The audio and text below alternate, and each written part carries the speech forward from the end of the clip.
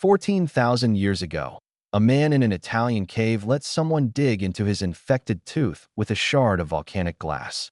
No numbing agent, no painkiller, just a sharp stone and a steady hand. But here's the part that should stop you cold. That tooth still exists, and the wear on it proves the procedure worked. For most of human history, a toothache wasn't an inconvenience. It was one of the most dangerous things that could happen to you. So how did people survive it for thousands of years, with nothing we'd call medicine? That Italian cave isn't even the oldest evidence we have.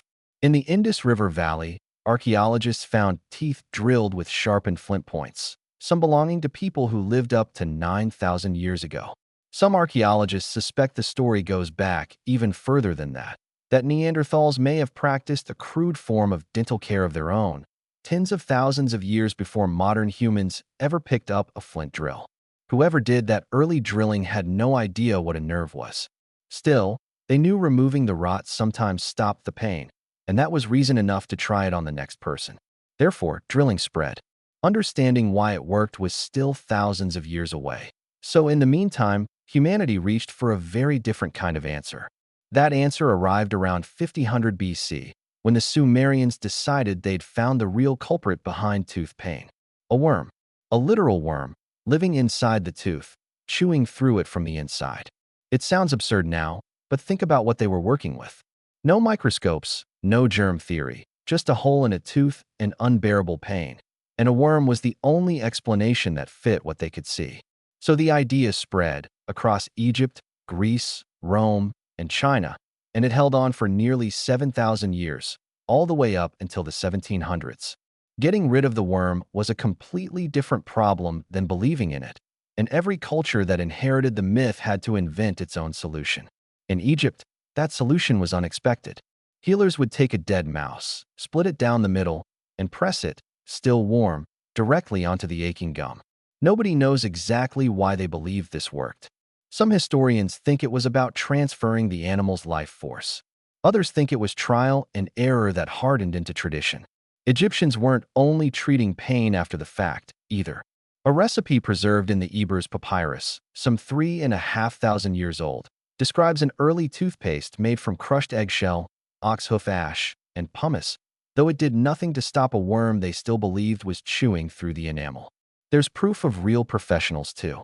An Egyptian scribe named Hizari was buried around 2600 BC with a tomb inscription praising him as the greatest of those who deal with teeth. Even he couldn't stop people from reaching for a dead mouse when the pain got bad enough. There's an irony here as well. If you had a toothache in ancient Egypt and you could afford sugar, that same wealth was buying you the cavities in the first place. Elsewhere, one civilization skipped the folklore and went straight for tools instead. Centuries before Rome perfected extraction, the Etruscans had already solved a different problem: what to do with the empty space a missing tooth left behind. Around 700 BC, Etruscan dentists carved false teeth from the teeth of other animals and fitted them into bridges strong enough to actually chew with.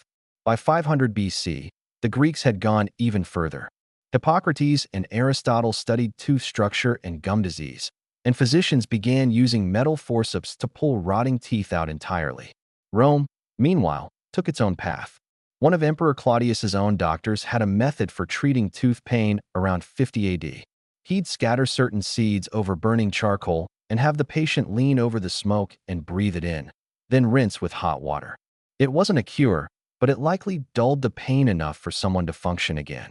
Across the empire, both the wealthy and the ordinary also carried small tools called dentoscalpia, combination tooth and ear picks made from bone, quills, silver, or gold. Even Rome's most refined citizens used them constantly, and in public, the ancient version of a toothpick nobody was embarrassed to pull out.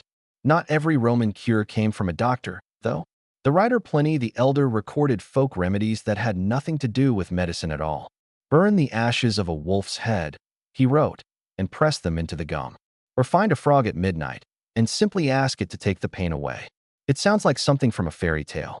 But when you have no way to see inside a tooth and no way to explain why it hurts, a frog at midnight can feel just as reasonable as a Sumerian worm. Rome eventually fell, and progress didn't move in a straight line after that. For nearly 1,000 years after Hippocrates, the person pulling your tooth wasn't a doctor. It was your barber. Barbers already owned sharp blades for shaving and cutting hair, so pulling teeth became part of the job, with no formal training and no anesthesia, just a chair, a set of pliers, and someone strong enough to hold you down. People still believe dogs' teeth boiled in wine made a decent mouth rinse against decay, and plenty of cultures were still just chewing on twigs and fibrous roots to keep their teeth clean in the first place. Over 6,000 years after the Sumerians first blamed a worm, Europeans in the Middle Ages were still fighting the exact same imaginary enemy. On the other side of the world, one culture wasn't treating the mouth as something to fear at all. The Maya turned dentistry into art. They drilled small holes into healthy front teeth and inlaid them with jade, pyrite, and turquoise. Some also dyed their teeth in bold reds and blacks, using pigment made from crushed insects, in patterns that could signal status or beauty. This wasn't about pain. It was about status. A mouth full of gemstones announced wealth before you even spoke, which means ancient dental practices weren't only reactions to suffering. Sometimes they were expressions of identity, carved directly into the body. So somewhere between a flint drill in the Indus Valley and a jade inlay in a Mayan smile, humans tried nearly everything. They blamed worms, pressed mice against aching gums, carved replacement teeth from animal bone, asked frogs for mercy at midnight, and eventually handed pliers to barbers when nobody more qualified was around. None of it was random. Each method was someone's genuine attempt to solve a problem they didn't fully understand, using the only tools they had. That finally changed between 1650 and 1800, when doctors abandoned the tooth worm for good. Which means for most of human history, a toothache wasn't something you treated. It was something you simply endured. So the next time you wince in a dentist's chair, remember there was a version of you, thousands of years ago, gripping a rock while someone carved into your jaw with volcanic glass. And somehow, that counted as progress. If you want to see how ancient civilizations handled something even more brutal than a toothache, that video is on screen right now.